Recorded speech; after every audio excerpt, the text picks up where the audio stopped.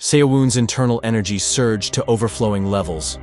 With this much power, he knew he could hold his ground against anyone. He then checked Namsa-Gwang's storage box. Upon opening it, Seowoon was shocked by the treasures inside.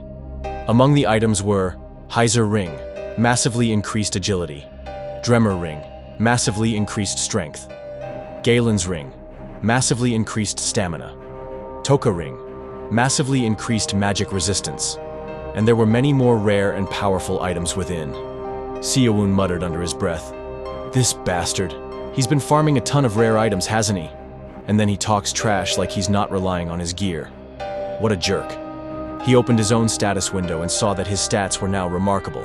A confident smile formed on his face as he shouted, "At this rate, victory is absolutely guaranteed." Besides the rings, he also found several books. Unfortunately, he couldn't learn any of their contents at the moment.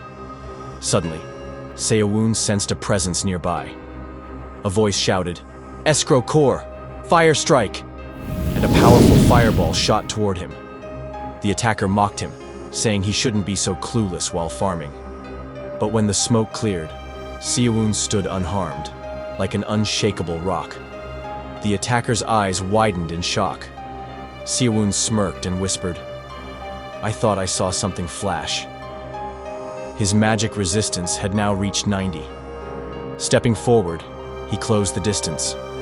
The attacker grew nervous and told him to back off. He cast another spell, unleashing more flames, but Seowoon quietly muttered, "Peerless, first chapter, 1." Within the blazing inferno, Seowoon advanced and struck with a straight, severing fist. Blood spurted from the man's mouth as his body slammed against a nearby tree, lifeless. Amazed at his own power, Seowoon checked the man's storage box. Then he muttered, "Now that Namsa-Gwang is dead, all the onlookers will crawl out. Tonight's going to be long." With a burst of speed, he dashed away, a satisfied smile on his face. He silently thanked his elder and promised, "I will definitely win." Night soon fell. An hour later, Seowoon sat in a tree, using his cloak of night. Suddenly, someone shouted from below, "Hey Jin! Seowoon! Don't hide! Let's play together!" The voice continued, "Jihark was a pretty useful mage, you know. If you're not a coward, fight like a man." A grin spread across the player's face as he taunted, "What? Is Seowoon scared of me?" Suddenly, a powerful arrow flew at him. He blocked it with his sword and shouted, "Come out and fight fair and square, you bastard!" The source of the arrow remained hidden from Seowoon, but the other player recognized it immediately. From the top of a tree, the archer revealed himself, Jurokuaana. The other player called out, "Do you know me?" The man replied, "No? Isn't it obvious? The fame of the divine archer Jurokuaana is already legendary among us mercenaries. Isn't your goal to win this competition?" The man proposed they join forces to take down Seowoon. Jurokuaana smiled and leapt from the tree. The player introduced himself.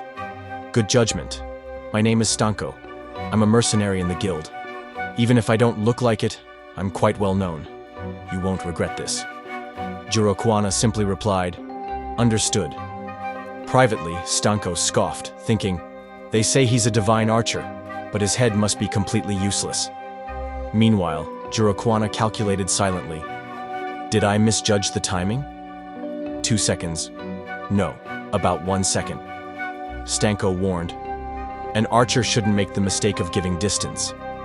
He prepared to strike, but Jurokuaana stood completely calm. In the next moment, an arrow pierced straight through Stanko's head. Without another word, Jurokuaana turned and walked away, muttering, "Me? Cooperate with a minion like you? Even a passing dog would laugh. Finding Seowoon is the priority." Behind him, Seowoon emerged and absorbed Stanko's internal energy. Jurokuaana turned back and noticed Seowoon's storage box. To Seowoon's shock, Jurokuaana could see him even while he was cloaked. Seowoon realized he had been so focused on his vitality that he had overextended himself. Jurokuaana muttered dismissively, "He's trash anyway. Probably only has trash items." Then he turned and walked away. Seowoon let out a relieved sigh and whispered, "He has surprisingly good instincts. It seems my next opponent will be that guy."